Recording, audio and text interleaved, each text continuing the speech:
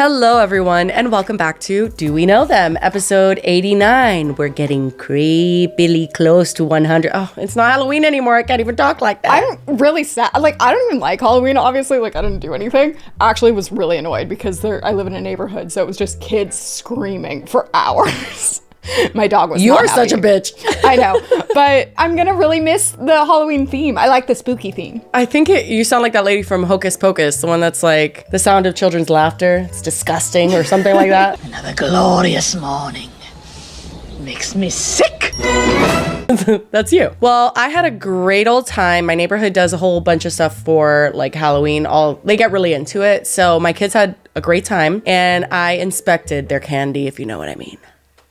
I ate like literally half a bucket last night while I was playing Fortnite. You guys, oh my god! Are we gonna start off with this, Lily? You brought it up. Holy fucking shit. So at the end of last episode, I mentioned that I had heard that there's never really been cases of people having their candy poisoned. So like the fear mongering, I didn't say all of this, but this is what I feel like it was implied. The fear mongering by the news is like, ooh, check your kid's candy, make sure there's no like cyanide in it. I even made a joke of like, oh, the razor blades and the Tootsie Rolls. Like that's kind of the picture they paint every year. Exactly. And my point was that isn't actually a thing that happens, but you guys, many of you guys, I would say upwards of 40, like probably 50 comments, honestly, decided to correct me and say, no, Lily, it has happened. And you know, if I was wrong, oh my god, please correct me. But you guys, if one more person tells me about the guy that poisoned his own kid's candy,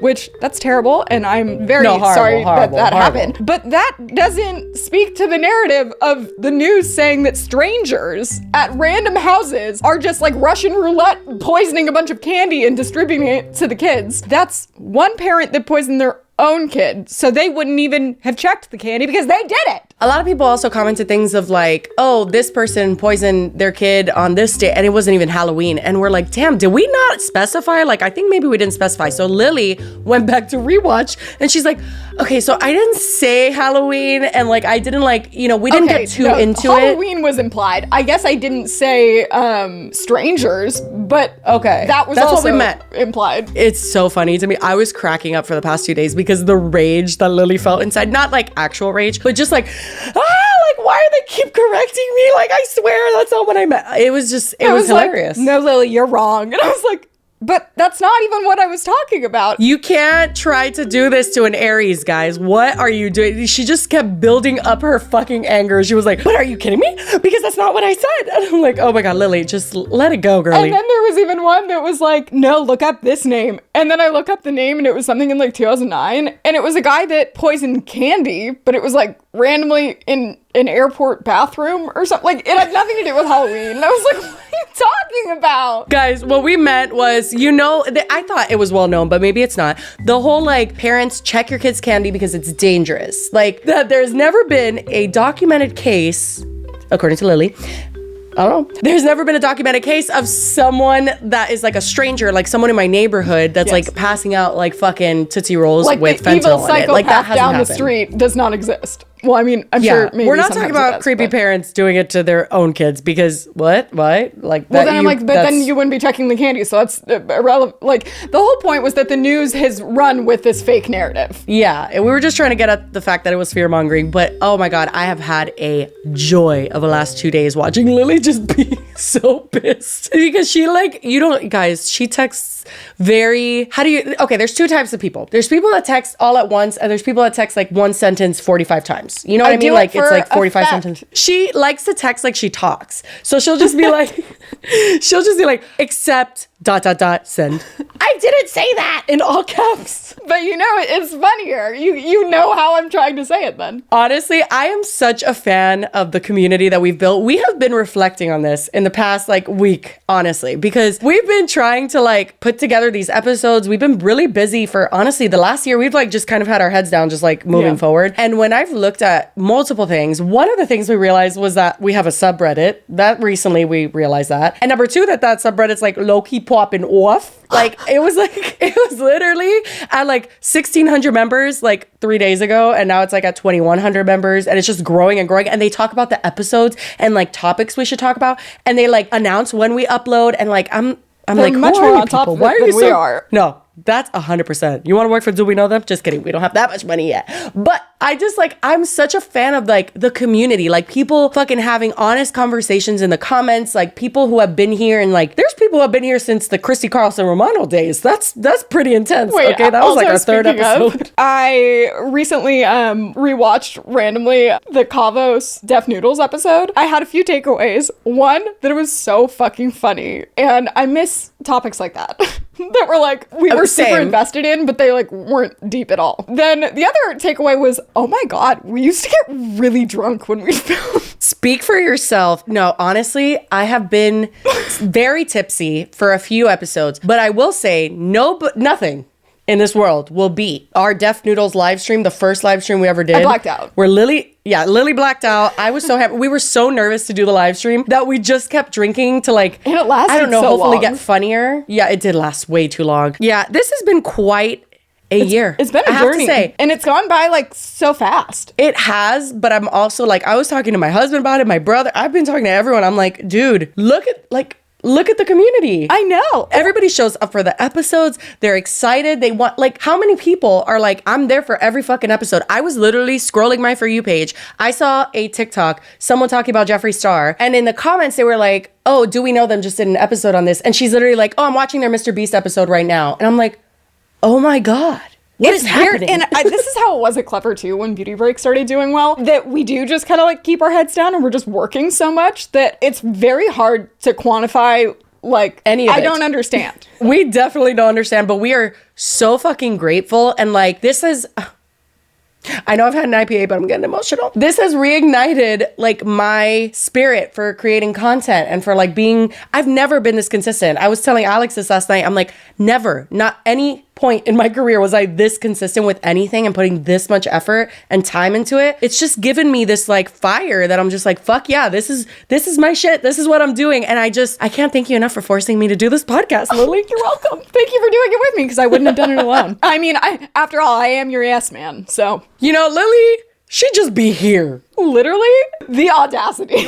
Whatever the opposite of a yes man is, Lily low-key bullies me, all right? Like, again, she's an Aries, all right? It is what it is. No, but like, we have a lot of same opinions for sure. Like, I feel like you and I agree on a lot. Like, just in general, like principles and morals and... We don't have a lot of debates, but not because we're like trying to avoid them. It's just because... That's why we get along, is because we're just like usually very much on the same page for everything. But if you guys do want to see Lily disagreeing with me, watch our Ace Fest episode, which was our second ever episode on this channel. Yeah, if you want to go watch Jessie lie. Jessie was just a little confused, all right? Anyway, we can get on with this episode because wow, what a long intro, and I'm gonna hate us when I'm editing this. I won't. There's no assets. It's great. I know. I did just really want to thank you guys though, because wow, this has been amazing, and we're just so excited. We're just happy to be here. Honestly, that's how I feel. We're just excited because it just feels like we've like hit a new stride and we're excited to keep going. Yeah. And thank you for being here. Oh my gosh. Okay. Anyway, we do have actual topics for today. Cheers for old time's sake. Oh, into the abyss. Cheers. Cheers. So we do have 3 topics today, and so it's gonna be, you know, we're gonna have plenty to chat about. Yeah. We have Keith Lee versus Atlanta. Pretty much. The Atlanta restaurant scene, yes. Yeah, and everyone wanted us to cover that because, hello, I live in Georgia, and they're like, Jessie must know about this. I'm like, you think I leave my house? But anyway, I do have some insight there, but whatever. And then 2, we have the D'Amelios working at Walmart, ? I love when rich people cosplay as poor people. It's really fun. Honestly, this one was pretty next level. Like, I know we've talked about the Ace family doing it, but like this, it was like, excuse me? What? Who told you to do what? And then 3rd, we have this TikTok topic about, I'll just wait until we get to that one.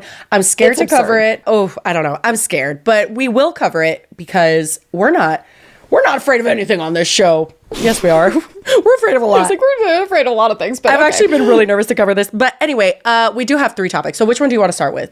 The TikTok one, Keith Lee, or D'Amelio Walmart? Let's do Keith Lee first. Okay, period. I'm all about this because I don't follow Keith Lee, and it's not for any other reason. I love him. I think he's a great guy. I think he's humble. I think there's probably nobody better in his position than him. It's really nice to see actual adults that have a moral compass in his position because it's just so often that you see otherwise. But I don't really care that much about like food reviews and stuff. It's not my thing. I was going to say, I'm not a big foodie, but it's that I'm a very specific foodie. Yeah. You like the same things. He like tries like an array of things. He likes to try new things and go a bunch, but I get the same thing. And also he definitely has I think savory wise, I might vibe with his thing, but he'll say very often like, oh, this is too salty, this is too sweet. Nothing's too sweet. No. I'm like, maybe there's like too salty sometimes, but I guarantee your too salty is not my too salty. I just don't have the same like taste buds as him. And he says all the time, he's like, your taste may be different than mine. And that is what it is. Of course, like we're human beings. I have seen people comment that like, I don't know who said this, but it was someone on Twitter making fun of the people saying like, where did he go to culinary school? And it's like, nowhere. He just... you could just say if something's good or not. Like, if you order clothes on Amazon, you have to be a fucking fashion designer? No, you're just like, this shit feels like ass. Like, no, you can just speak, you know that? Well, and like you said, it's like, if you tried some of the stuff he recommended and you didn't like it, then it's clear that your, like, taste buds aren't gonna be similar, so maybe you don't watch him. But millions of people do, so. That being said, I'll never forgive him for my Chipotle always being out of Chipotle vinaigrette because he says it's delicious. But he did put me on to putting the Chipotle vinaigrette inside of the sour cream, shaking it up. It has to be the right orange color. Dipping your fucking shit in that, that is out of control. Delicious. Vinaigrette and the sour cream. Put the top back on and shake it up. Shake. I've seen some people just throw the vinaigrette in there and not shake it up. That's crazy. For me, I put enough vinaigrette to change the color.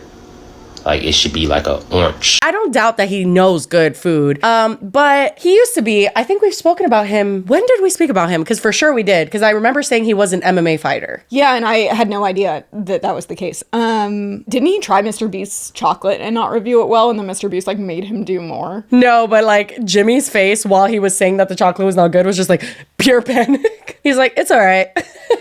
But anyway, so Keitha used to be an MMA fighter. I found him way before the food reviews. Like, he was making dinner for his family. That's how I found him. He would get like stuff from Trader Joe's and just make a dinner for his family, and that was it. And I don't know when he started food reviews, but basically the main shtick is he sits in his car. He does a lot of zoom ins. So like he talks like this. His main thing is like he talks like this with his hands together. It's very like deadpan too. Like there's no like fluctuation in how he is talking. Yeah, he has a very monotone kind of way of speaking, and then he does these zoom ins that aren't my thing. Like I do zoom in a lot, like in editing and stuff, not here on this podcast, but like in general. Extreme zoom ins. Yeah, like I'm talking like you're looking in between his two eyebrows. You're like, oh, interesting. It's not my particular style, but like that's his way of editing, and he's known for that at this point. I don't know when he started food reviews, but his main thing is I'm gonna rate this 1 through 10. Like I'm gonna try it and I'm gonna rate it, and then that's it. And also that he pays for everything himself. Like he doesn't accept a bunch of freebies. He wants the service exactly how it would be for everyone else. He's not trying to get special treatment because he wants to review it how anyone would review it. That's actually a really big point in this whole entire topic, because I didn't know this because, okay, full disclosure, yes, I do live in Georgia. I live about 40 minutes from Atlanta. We don't leave our houses. No, okay, I have left my house, all right? I actually was in Atlanta today at the zoo.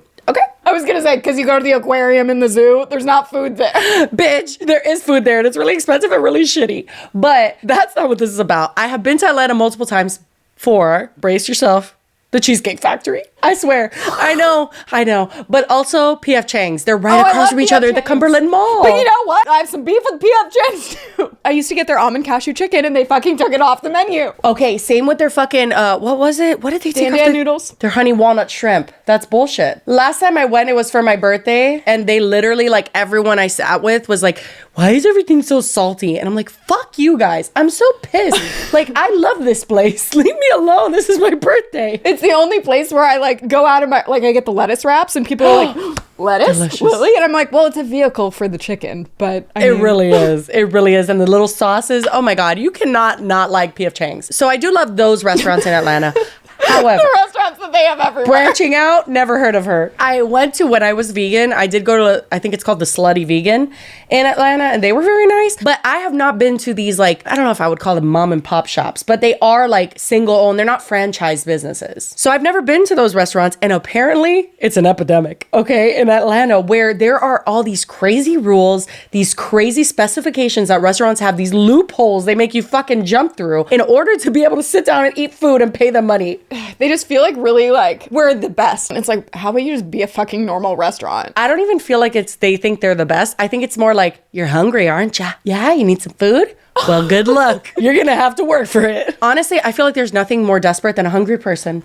You're hungry. I mean, maybe a person who has to pee or shit really bad. Yeah, that's true. You know, it's like, it's just a human need. You need to fucking eat. So they're like, not so fast, little creature. So anyway, okay. So he went to Atlanta. I honestly got every single review he did on my For You page, and I watched them as they were coming. So everything was fine. Like, he was not giving everything a raving review, but the comments were noticeably like, Keith Lee's in town, and like everyone in Atlanta knew what was about to happen because they're like, this fucking place is bullshit with restaurants and many other things. He's like a secret shopper. Yeah, exactly. And he was with his, I don't know if she's his sister or sister-in-law, and his mom and his wife. So his wife is recognizable to anyone who watches his content. Like, I would recognize his wife, but his sister or sister-in-law, sorry, I'm not 100% sure, and his mom are not. So he would have them go into businesses to get tables, to call in. Like, he doesn't call in himself because he has a very particular voice. And like, once you're alerted Keith Lee's in the area, everyone's like looking out. Like, it's that serious. Because if you don't know, when Keith Lee reviews a place, if he gives it a raving review, they're just like inundated with people. It's like insane. You would think it's just for like a day or two. It's for months. Like, there's businesses that have forever been changed. He can make or break your business. Literally. I don't know if he can break it necessarily, because I'm sure people would still go that aren't on TikTok. But like, if you're a nothing place and don't have a lot of service every day, like, he will make it so places have like almost had to close down because they can't handle the influx of people. So everything was fine and dandy. He was just giving things honest reviews. And then he went to the Real Milk and Honey. And girly pop, this is where everything went to shit.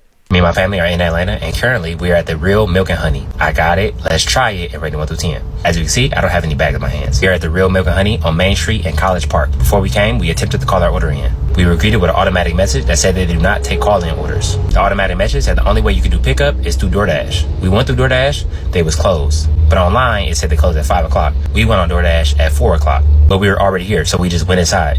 I stayed in the car and my family went in, and they told them they were closed early for deep cleaning. Yet the door's wide open and it's people still going in and grabbing their orders. Now we have no idea if those people ordered beforehand or what the case is. Also, the people who relayed this message, my family said were really nice. It's just the rules. And so far being in Atlanta, I found some places do have unique rules, and this is one of them. I want to be very clear, we're not blaming one person or saying one person was rude. In plain terms, don't call this restaurant trying to get nobody fired. Ain't nobody do nothing. This is just the rules they had. If you don't like their rules not for you. And for me and my family, the rules just wasn't for us. We just not their target audience. For the record, afterwards, I did walk in and they did recognize me and they attended the services, but I respectfully declined. I'm a normal person. I pay for my food like everybody else. I walk in spots like everybody else. We are all normal people. Respectfully, if you're not gonna do it then, don't do it now. God bless you. Yeah, we're just trying to get some food. But I am gonna make this very clear. I do not support, condone, or agree tearing down these businesses. While we personally may not have the best customer service experience, that does not mean you will have the same experience. That also don't mean go on Twitter and tear these businesses down. At the end of the day, business owners are people. You never know what people are going through. The only reason I'm even making this is to share my authentic and real experience like I always do. I don't mean no harm, I don't have no malicious intent, but I always say I'm gonna be 100% honest, and that come with the good and the not so good. You don't know what nobody going through, so what we can't do is just judge off of somebody else's experience. If you like to go to these places or any other place that I've been to, I encourage you to go try it for yourself and make your own opinion. But we still in Atlanta and we on Main Street and it's a bunch of spots here, so we're gonna go to a different spot.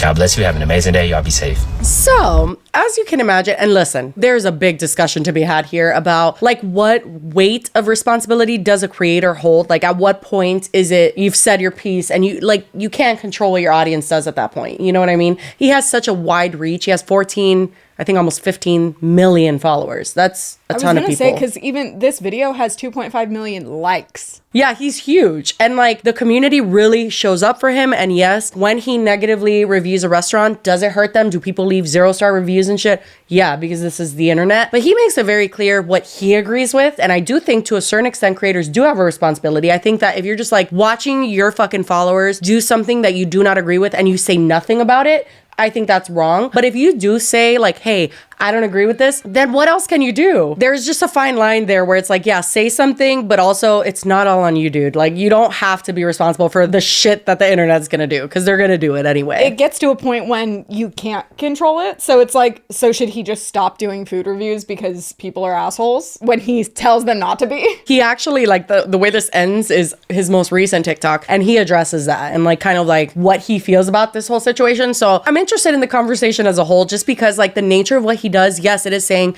hey, I like this, I don't like this. But everyone has different tastes. Yes, and also it doesn't need to be as serious as like it's being right now. Like this is like, hey, if he likes something, he likes something. However, I will say, this restaurant in particular, the Real Milk and Honey, they fumbled the bag so bad. Oh my God, they fumbled it. Holy hell. So the Real Milk and Honey has a TikTok and they have done advertisements on there. They've shown their food on there, very clearly showing that they want to market out to the public, despite obviously being busy enough that they can't really seat you or give you food or any of that stuff. When all this went down, people obviously went to their TikTok. They left comments. Honestly, I never saw anything like horrible. It's just people like, ooh, Keith Lee, like that type of shit. I didn't see any malicious ones, but there could have been. It would be less like trying to like chastise them and more like, hey, you could have gotten this free promo, but you didn't. Ha ha. And also like maybe also treat the people of Atlanta better and we'll all be on your side. You know what I mean? Because yeah, Keith Lee had this one experience, but there's people that live here and try to like eat in general in the city quite often. So they posted a TikTok where the business owner was sitting in the middle of I don't know, I think it's a family-owned business. I think it's his daughters, yeah. Oh, got you. Okay. So it was, I guess, the dad in the middle and the daughters on either side.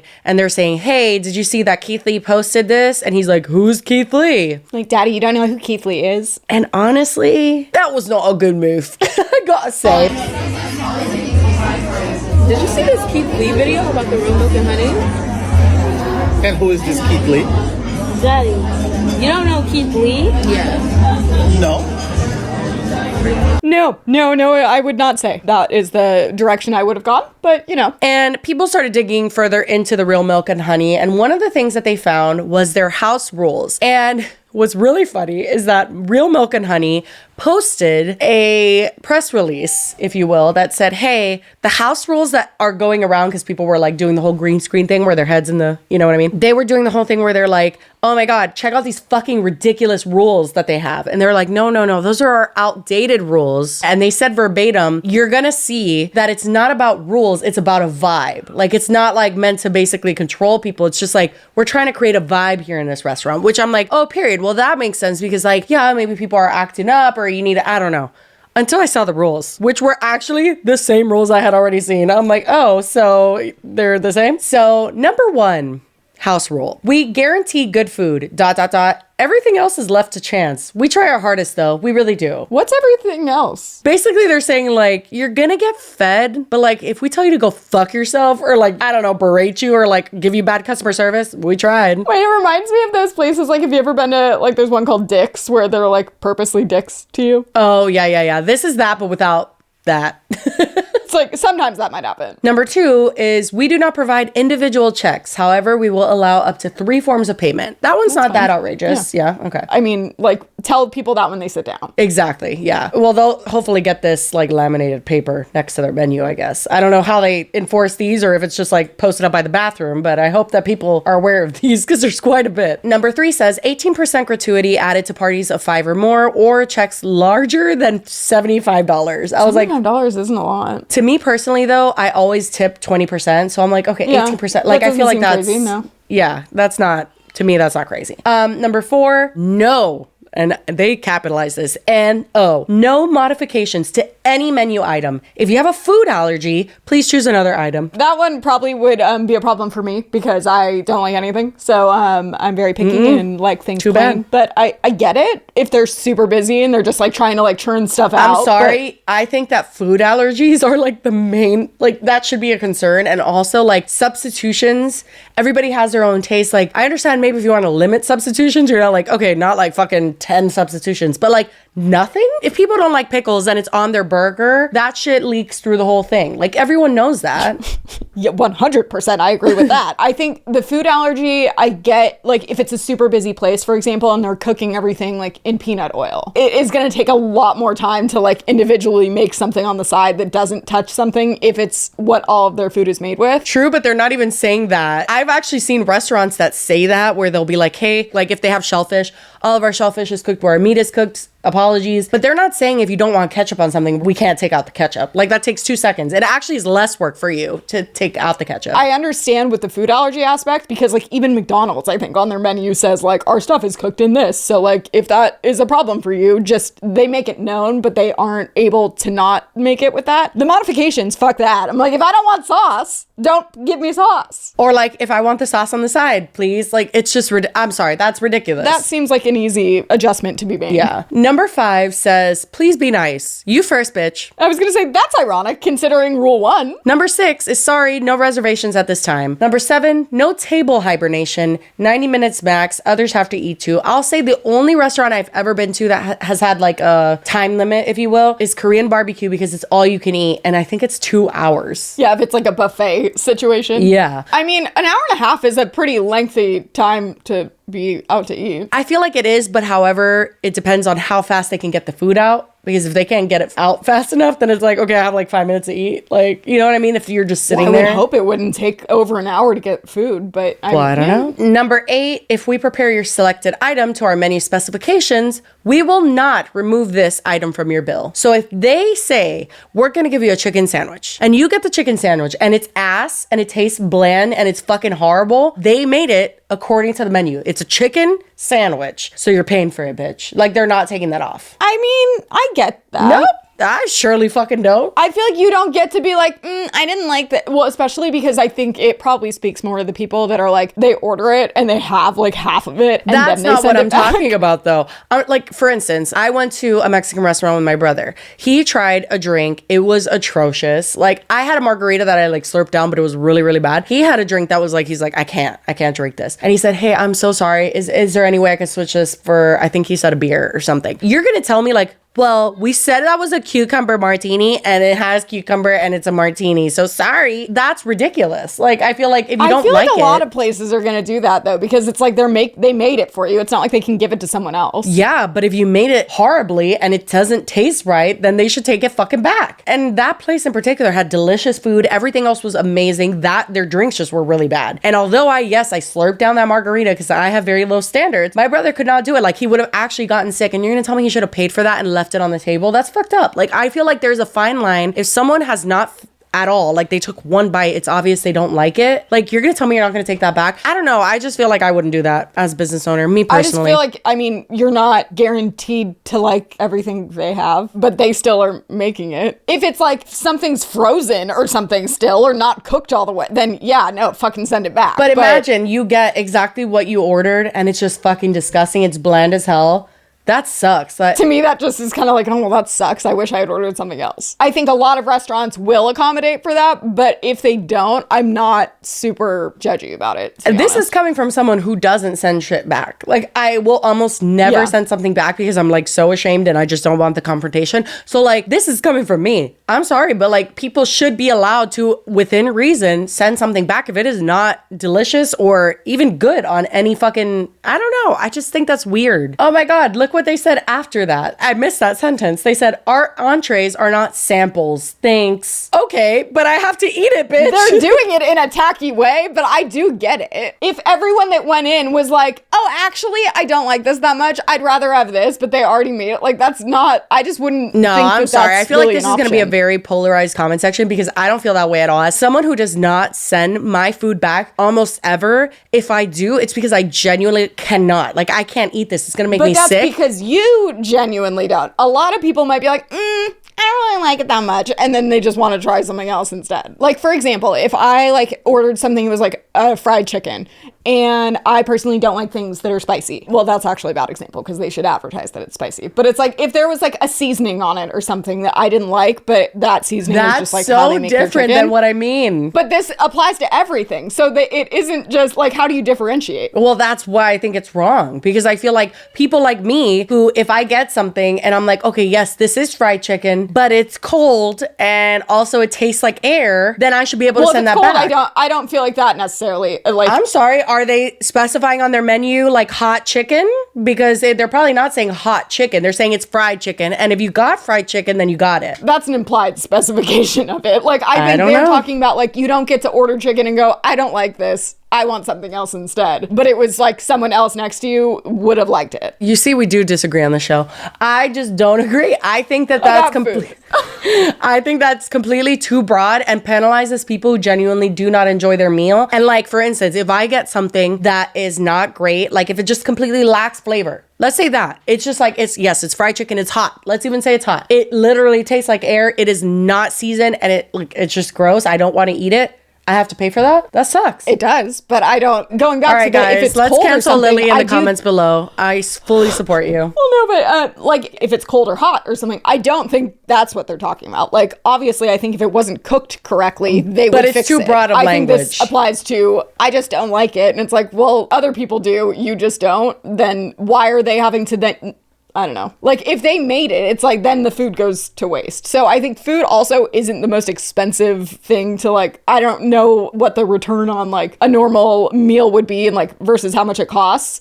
But I get why you wouldn't want to be like, oh, we're gonna give this person, like, 3 options because they didn't like it, but we have to throw away the first 2. I don't know. I just think as an introvert, going to a fucking restaurant already, that's very difficult. I sit down, I see this fucking laundry list of rules, and then I see, oh, you cannot basically return your meal. I'm just gonna sit in silence and eat my food in sadness. Like, if I don't like it. Also, I think, again, the rules are kind of weird that a lot of them are kind of like, yeah, no shit, or just like put it on the menu. Like, it doesn't need to be rules. And I think if you knew that they weren't gonna do that, then maybe just like be very careful with what you order. Read some reviews first. That's ridiculous. I don't need to study to eat at a restaurant. I don't know. I just feel like because I'm an honest person who only returns things if I absolutely need to, I should be allowed to do that. This I don't think applies to honest people, though. It's because people take advantage of it. Well, I guess I got looped in with them then. And I just think it's ridiculous, and we can all cancel Lily in the comments below. Anyway, so... next rule, they like to use their caps. And you know what? I understand. We have no waiting area inside. Keep in mind, if on wait list, you can receive a text when your table is ready. That's fine. But they said that there's a new feature through Yelp where you can add yourself to the wait list from the comfort of home or work. That's super convenient. That is? You have to say? The thing is a lot of these rules don't need to be specified as rules. I feel like they're kind of just like understood. Like if there's no room, like don't linger inside and block up the like walkways. I don't know. I was not feeling that. That list of house rules, I was like, no thank you. It just feels kind of pretentious, but also a lot of them aren't that crazy. I just feel like it's kind of unnecessary to say that you have rules. But that in conjunction with the fact that Keith Lee couldn't even find food, and then there was this whole thing. And then he said that they attempted to service him once they kind of like realized who he was, which happened at a place called Old Lady Gang as well. Yesterday, me and my family were at the One Music Festival. Somebody who works with Candy Birds walked up to us and said they've been trying to reach us since we got to Atlanta. He said he'd been constantly emailing me and constantly DMing me for me to come to Old Lady Gang. I got it. Let's try it and rate it 1 through 10. As you can see, I don't have any bags in my hands. Me and my family showed up and we attempted to order before we got here. We called the number they had connected on Yelp 3 times, no answer. We tried to order through DoorDash and it said it was temporarily closed. So when we pulled up, I sent my family in to order for us. They said on the weekends, due to being busy, they don't do any takeout at all, which is completely understandable. So what we decided to do is my family's gonna go eat. They're just gonna come bring the food out while I'm sitting in the car, so they have no idea I'm here. My family asked how long the wait was to be seated. They said an hour to an hour and a half. They didn't have any reservations available, so they didn't take down any number, any contact information,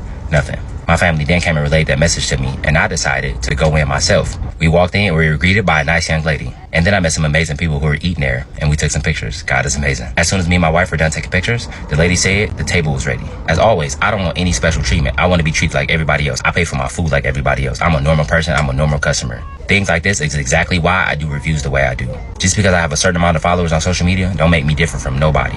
My mom, my mom-in-law, my sister, they all paying customers just like me. So I want them to be treated just like me. So I asked how long the wait time has been today. She said an hour to an hour and a half. So which I then asked, how were you able to sit me in 5 minutes? Again, my family just attempted to eat there less than 2 minutes ago. I then told her I changed my mind. We're gonna go eat somewhere else. And I said, God bless you. And I walked out. On second thought, it's okay. We're gonna go eat somewhere else. So I appreciate it though. For sure.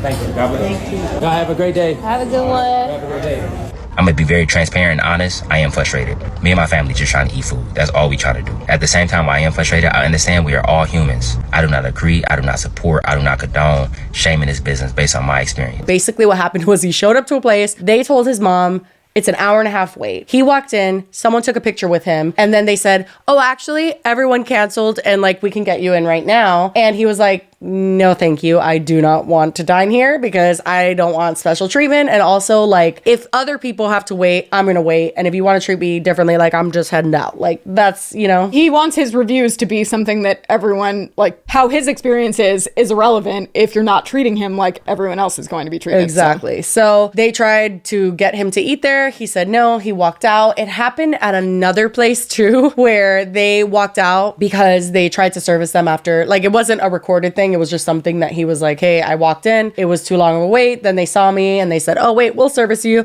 which is so fucking annoying. But anyway, there was videos that circulated where people were filming him talking to like the restaurant owners or like managers or something because they came out. It looked like a very heated discussion. It wasn't. He was just telling them like, hey, like, I don't want to be treated differently. And they were like, no, we just, basically what they agreed to was that they were going to accommodate people who were waiting before he got his stuff. And they did do that. Make sure if they get food, we'll sit down. If they get food first, we sit down. Other people, That's the only way we sit down. If they get food. Y'all heard him. God bless y'all. you too. So he's like, I will eat here if you do X, Y, and Z. And they did it. And then he finally ate there. It wasn't even supposed to be a recorded thing. It was like he was just trying to eat, which is like, Jesus, to eat as Keith Lee seems difficult these days. Yeah, seriously. He has to like wait in the car and hide. I know, literally. But I do just want to show Keith Lee's like final video because he kind of talks about just like the wrap up of it all. And it's, you know, it's been a lot for him. And so he never ate at the Real Milk and Honey, yeah? No, never. And you know what's bizarre? There's a place called Milk and Honey Atlanta. So there's the Real Milk and Honey and Milk and Honey. And Milk and Honey was messaging him like, we have had the worst fucking week of our lives. Like, literally, this has been horrible. And he had to make the video clarifying it. He's like, this is not this restaurant. Like, I'm like, oh my God, poor guy. That's funny.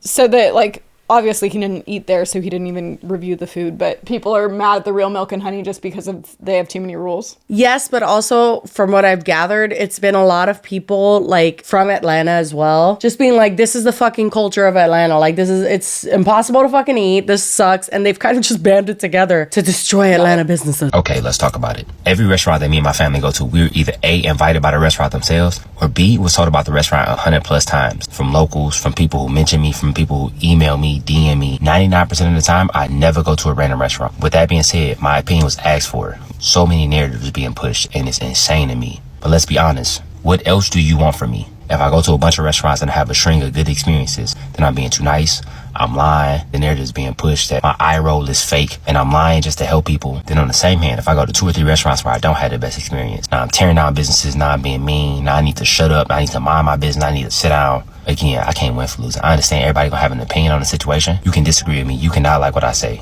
Completely understand, I'm okay with that. But when my safety and my family's safety start coming into play, that's where I draw the line at. But what can't happen is when my family or the restaurants or anybody's safety start coming into play. It's absolutely overboard. Especially when I was asked to give my opinion. Because you telling me my opinion only matter if it's positive. Because if it's positive, you got my face plastered on the wall and you saying Keith Lee been here. But if it's negative, I need to sit down somewhere and you don't know who I am. That's crazy to me. It was so much positive that happened in Atlanta that was shunned by the negative. It was so many restaurants we was blessed enough to help. We went to an array of restaurants like we always do at every city.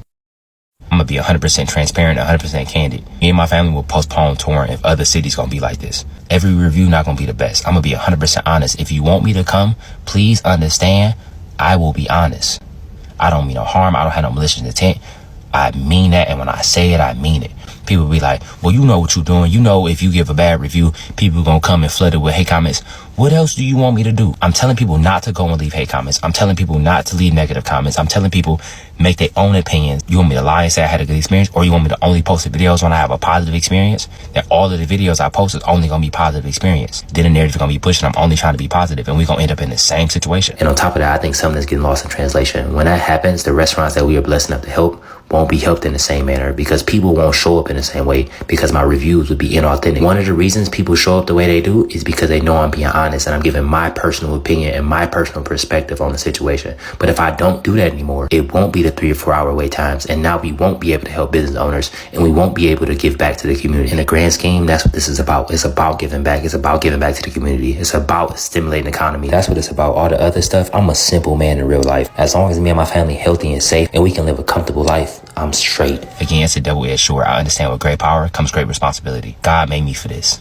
I'm built for this. At the end of the day, I just want to eat food, walk in my path. If you want to be on a journey with me, you are more than welcome. If you don't, God bless you. Not Atlanta literally making him not want to tour anymore to go eat at other places because we're so horrible. I mean, I'm sure it probably honestly would have happened eventually anyway. He would have gotten to this point because I'm sure it's been maybe just not as dramatic of a problem in the past. I've never been a food reviewer, but part of me is just like, welcome to being a creator, Keith. It's a fun ride. It is unfortunate because people do have very different taste buds and like different things. I think he, though, does generally have a pretty like vast palate. Like, I wouldn't be a food reviewer because I don't like anything. So I wouldn't have amassed this audience for my food reviews because I would be giving too many bad ones, and they wouldn't even be bad ones. It would just be like, I don't like it. I think it's hard when it's like a negative review does kind of ruin a business just because he didn't like it. I guess for me, I'm just like, that's not his fault. I don't know. I just don't feel like that's in any world his responsibility. If anything, people would want, like, not for him to give everyone good ones, but maybe not air the bad ones. But I guess, are they bad because he just doesn't like it, or are they bad because the food was objectively bad? I've seen enough of his reviews to kind of deduce the fact that, like, he is in no way bashing a business. Like, he'll say, hey, even with the house rules, when he was talking about Real Milk and Honey, he said, these are just not for me. I'm not saying that they shouldn't have house rules. Like, what we're doing right now on this podcast is a million times worse than what he did. Like, we're actually looking at their house rules and be like, what the fuck is this? That's not what he did. He literally looked at it and said, hey, that's just not for me. I couldn't get any food. That is what it is. That's my review of this business. Like, he in no way, shape, or form is pushing people to do anything. I think because he is so honest and so, like, humble, and a lot of people relate to him, he has a lot of people writing for him. And so that can be a little tricky. Yeah, but again, he's denounced those people. He's literally said, if you are a person who reviews people at 0 stars when you've never been to their fucking restaurant, if you are people that sends hate comments or death threats or any of that fucking bullshit, you are not a follower of mine. I don't want you. Like, leave. I don't need you. So what more can you do as a creator? That's kind of like my main takeaway from this, is like, he's completely doing it in the best way he possibly can. I don't see a better way that he could be doing or managing this kind of level of a following on what he's doing. And I don't think reviewing food is a bad thing, especially in the way that he does it. Like, he's not going to a mom and pop shop and saying, like, fucking disgusting, and just, like, stepping on it. Like, I did see, like, some people, for example, though, saying, like, and I'm not saying this is how I feel, that, like, if you're not even gonna eat the food, like, if you never even got it, then why are you even talking about it? Well, because isn't that, and I've seen it also echoed, the sentiment of, like, that is the experience of many people who have tried eating at this restaurant and many others in Atlanta. Like, Cardi B chimed in on this, and she was on live, and she was talking about, like, hey, I don't know who Keith Lee is, but everybody's talking about this whole Atlanta. Talking about this guy called Keith, that he does restaurant review, and I'm like, who is that? Who is that?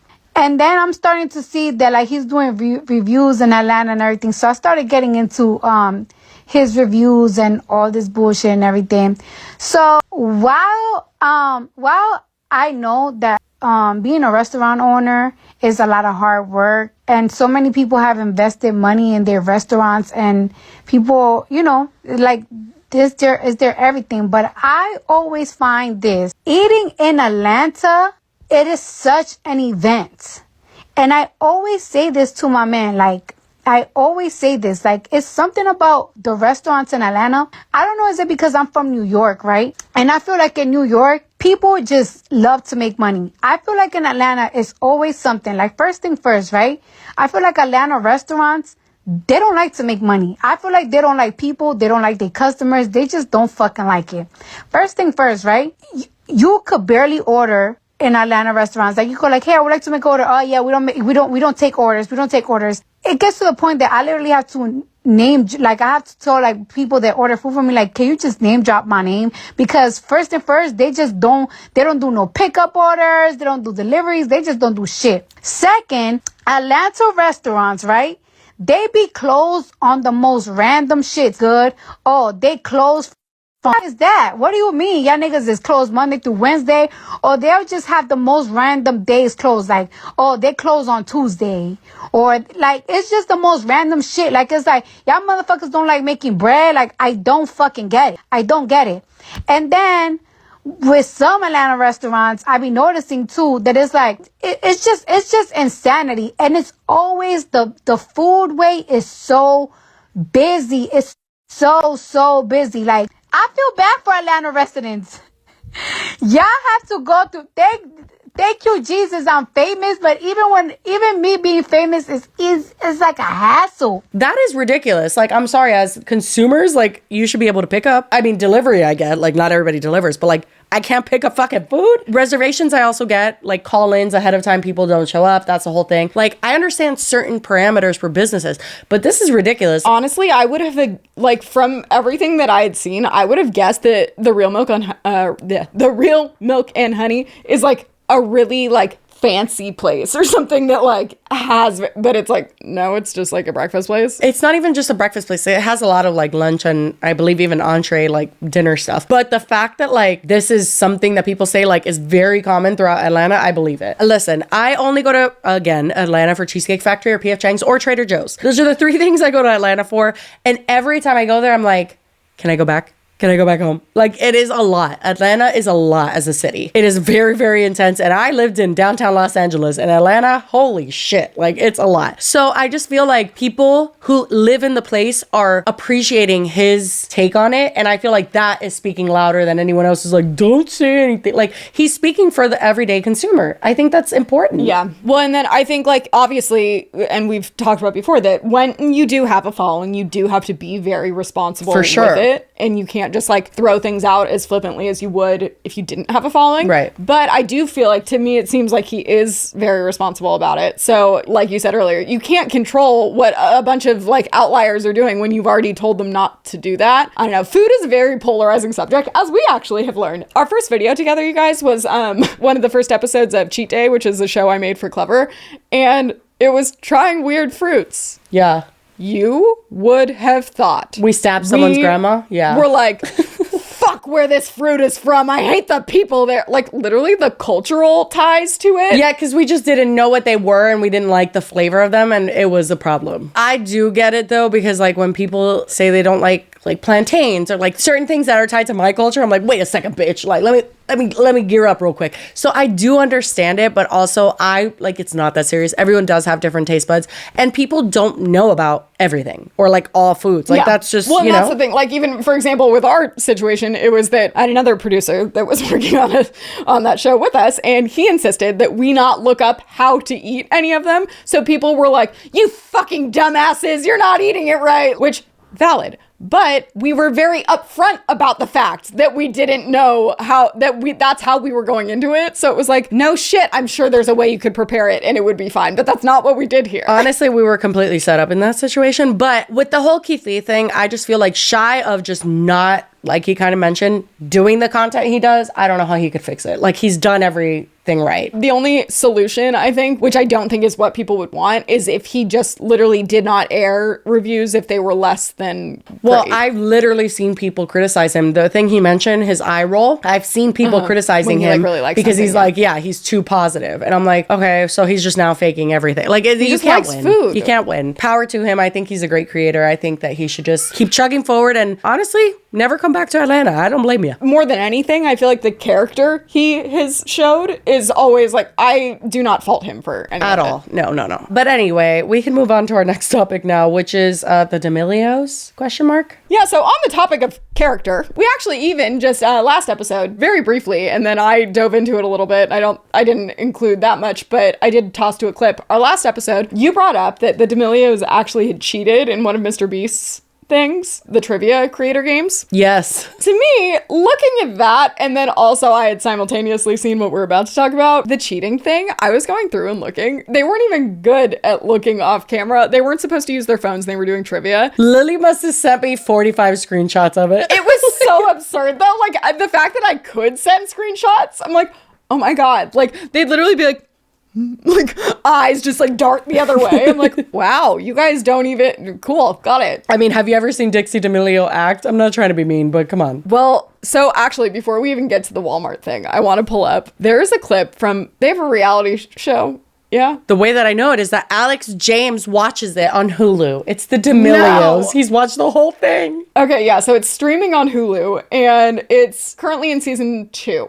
And that alone, I'm like, there's a season 2? It's so bad. This isn't even something against them as people. It's just like the most boring shit I've ever seen. Honestly, I feel so bad. You could say reality TV as a whole is bad, but you can't lie and say the Kardashians and the D'Amelios are producing the same type of shit. Like the Kardashians, yeah, it could get boring and they could be doing stupid things, but at least they're kind of funny and it's kind of, dude, what is going on? They're like cooking and like just existing, and I'm like, this is not. That's the thing. The Kardashians know that they have a show to put on. The D'Amelios do not try to put on a show. They just are there. Even back before they had the show, was it Dixie had like a talk show she would like have on her channel where she did, yeah. I don't know if it was a podcast yeah. Oh my God. It was like, did you just wake up 2 seconds ago? Like the amount of effort put in is so minimal. I watched a review on it one time and the guy was like, this whole thing is giving me, yes, girl, give me nothing. You know what it's also giving? It's giving like, oh my God, we should have a reality show. You know how everyone says that? And it's like,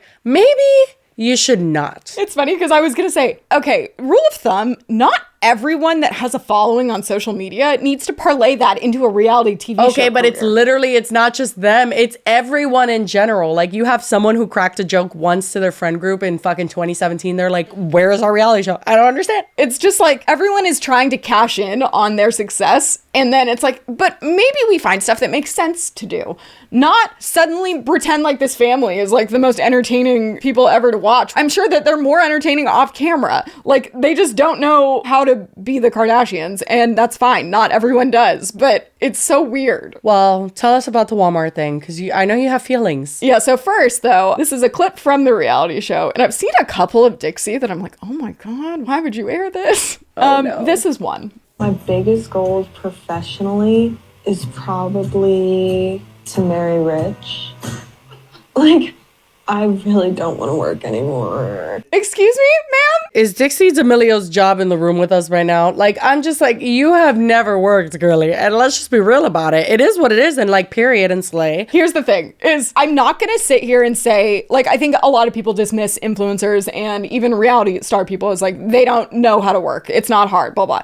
I'm not saying it's not tiring, but it's not hard. Listen, I've been on sets. I did an MTV pilot where they followed me around for weeks. It never aired. Don't even go searching. But it never aired. And like, I understand. That is tiring. It's taxing on you. Yeah, like as a human being, you just kind of want to like chill. And there aren't a whole lot of moments for that. But you're not working. You're existing in a stressful environment. Those are two different things.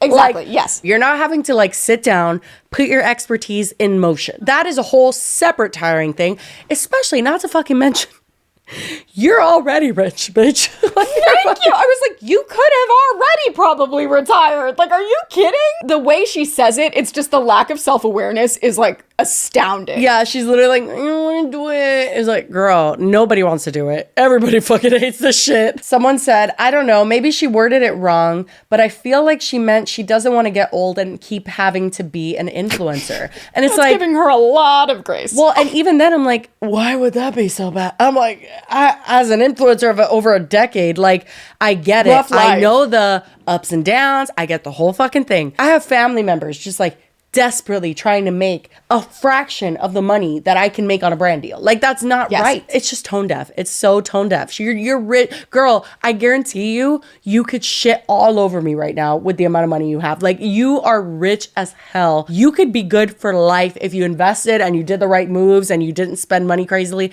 Like, girl, please, for the love of God, just... Even if you said it and then we're like, oh my God. Like, she had no moment of like...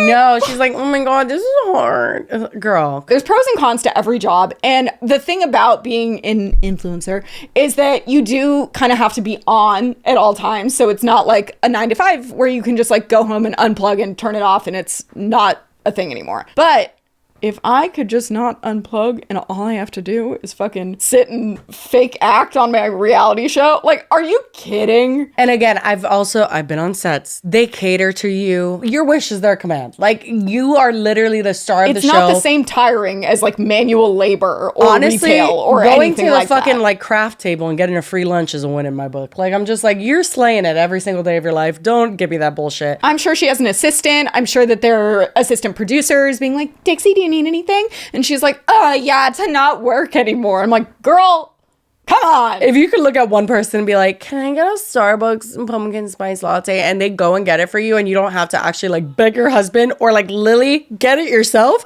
Oh my God. And not to mention, even if they couldn't, they could afford fucking Postmates. Like, it's just a joke. So I'd seen that a few weeks ago. This TikTok came out 10/19, so I think it didn't air a whole lot earlier than that. So imagine my disgust when then I see that these two have done a TikTok where they pretend work at Walmart.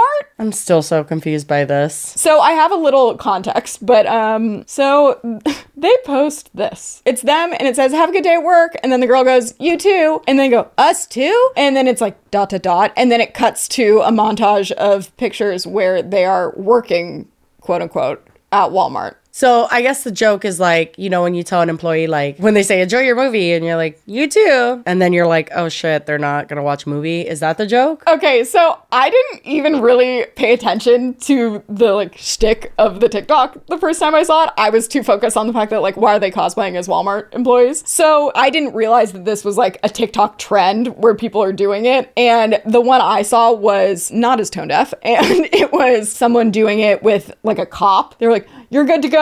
Have a good day at work. And then it was like, you too, me too. And then suddenly the girl was like in the cop car. There was more of a disconnect. It's like not everyone, like it was clearly a joke. To joke about working at Walmart though, like who thought that this was a good idea? Well, how far did they go with it? And then what's Be Happy Snacks? Because they did tag Be Happy Snacks. What is that? Yes, that is, don't worry, wait for it, their new popcorn brand. Oh, fuck off. We have exciting news to share. Run, don't walk, because Be Happy Snacks has finally hit the shelves of your local Walmart store. Get ready to elevate your snacking with a burst of flavor. We can't wait to hear which one is your favorite.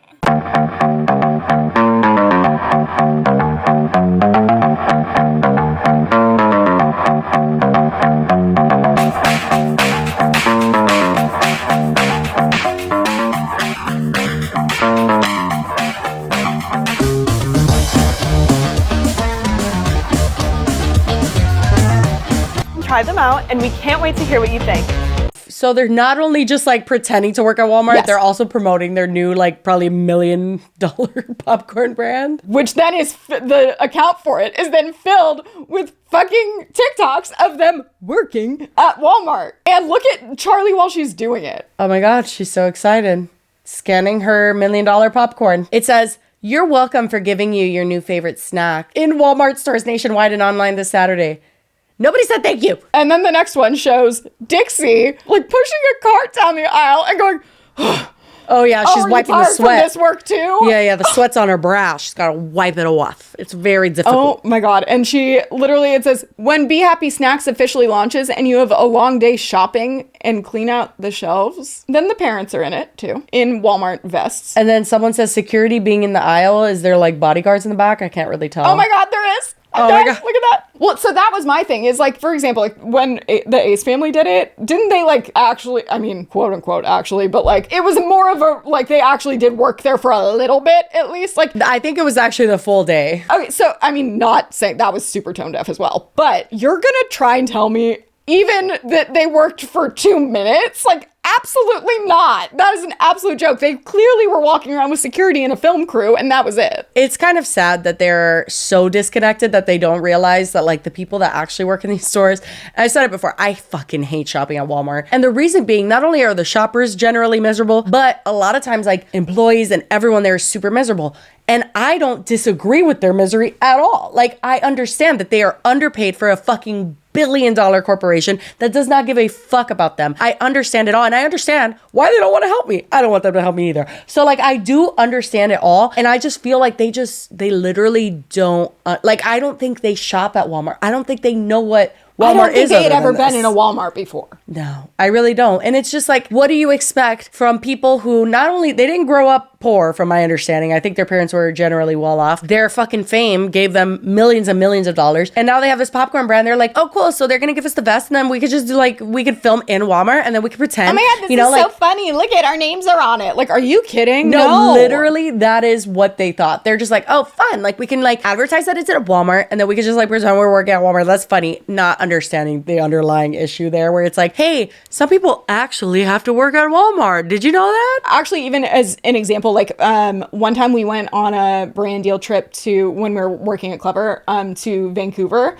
And we went to the Lush factory, and they actually did give us like jumpsuit uniforms, and we went in like the factory and we learned how to make some of the bath bombs and stuff. But the people that worked there loved it. Like, they were very passionate about their jobs, and it wasn't ever making fun of them. It was more that like we were too stupid to ever do something like that normally. Like, it was never trying to, I mean, I don't think they're trying to degrade Walmart employees, but they are. It's just tone deaf. And I mean, what do we expect? I don't know. This, at least, like, if you aren't going to be the employee, fine, do whatever. This is stupid, but sure. Don't pretend to be working there and be like, oh, hard day's work, when the people working there are then like off to the side like, yeah, we're not saying do not go into a Walmart and film your product that's on the shelves. That's not what we're saying. We're saying that do not cosplay as minimum wage employees. It's not cute. That, yes. And I've seen so many comments from people being like, I work at Walmart. That is not how our workday goes. Like, there's the original one on Charli's that's like for the whole like trend. It shows them like stocking shelves and they're like lifting each other up and like in the cart and like, oh my God, look how cute and fun this is. Like, no. I mean, I know this may be a weird question, but like, who put all that popcorn back when you were done filming? I just want to know. Great question, Jesse. I'm sure they didn't. I just want to know if you guys put it up because you cleared the shelves to put in your cart to be cute. Did you put it back, girly? Did you put it back? Oh my God. Literally someone commented goes, I can barely afford to live as a retail worker, but I'm glad you're having fun. And I saw people commenting being like, guaranteed they made more than a normal employee makes in a year. And I'm like, oh, they made 5 times at least what a normal employee makes. Like, they made hundreds of thousands of dollars, I'm sure. Yeah, you have to understand. There's one thing to like, they have a deal with selling the popcorn in Walmart. That's one thing. Then this, like wearing a Walmart fucking vest and actually filming in the Walmart, they got hundreds of thousands of dollars to do that. 100%. Yeah, this isn't no just doubt. like, we think this would be a good idea. This was like a very, that's also the thing is like, yeah, I get that they're disconnected, but who at Walmart thought that this was a good idea? I know. The people in this boardroom that decided this, I said, straight to jail. Like, no. How anyone could think that this wasn't just the most awful idea ever? Like, when brainstorming, this is the best you could come up with. They're also the same people that come up with not paying their employees enough. So I'm not entirely surprised. It's true. It's true. It's a good point. I actually saw another TikTok, though, that it pointed out this, and then also it talked about Addison Rae briefly, and I thought that it was appropriate because, as we said, they got famous for, like, dance videos. So, like, the fact that now they have, like, reality TV show and a popcorn. I mean, like, I'm why not the fuck surprised do they by have a that, popcorn but yeah. brand? Like, that's so random. But I saw this TikTok and it was a social media manager talking about it, and she was like, basically saying, like, what is their brand? Like, who is managing their careers? Because they do the most random shit and it never really makes sense. Can someone please check on Charli D'Amelio and Addison Rae? Who is managing them? Who is advising them? And if you're a content creator on any level, please watch and learn from their mistakes. Let's back up. Charli D'Amelio just dressed as a Walmart employee to sell her new snack brand, which is just already a bad move on her part. I mean, she's got like 6 or 7 businesses that just make no sense for her brand. But to have a teenage millionaire who got her fame on TikTok and has never had to work a day in her life in a grocery store, it is just a slap in the face and like the worst content strategy I've ever seen. Cheers. And then we have Addison Rae, who's just out here posting random videos with zero context and zero value just to promo her new song. I've been a social media manager for 7 years, and I know one thing to be true. You are as good as the team that you surround yourself with. They're both still so young, and I don't necessarily blame them, but I do blame the teams that they're surrounded by. I think that they're being poorly advised. And where they're getting it really wrong is nothing feels genuinely authentic to them. It just feels like they're throwing spaghetti against a wall and seeing what sticks. And when you have millions and millions of followers and the platforms that they both do, it's just such a missed opportunity. If I were on their teams, I would actually be advising both of them to focus on rebranding. Neither Charli or Addison has evolved their brand since 2020. And I'm sorry, but the days of like not speaking to the camera, not engaging with your audience, not providing any value, dancing on videos, spamming their audience with promo videos, every other day posting an ad, or every other day coming out with a new business, it's just not gonna cut it. And if you're a creator, this applies to you as well. Not her stealing my Mama June reference, but period. I know, I was like, it was so funny also because you just said that the other day. You know what's interesting is that Addison Rae, since she brought Addison Rae up, Addison Rae had Item Beauty, which was like this whole beauty line, cosmetics line that was sold in Sephora. Their lip oil was like my favorite fucking thing, and I'm fucking out. And it's closed. Their Instagram's private. They don't sell on Sephora. I think it's done. That's the thing. It's like they tried to harness the success that they had and just like start a bunch of stuff.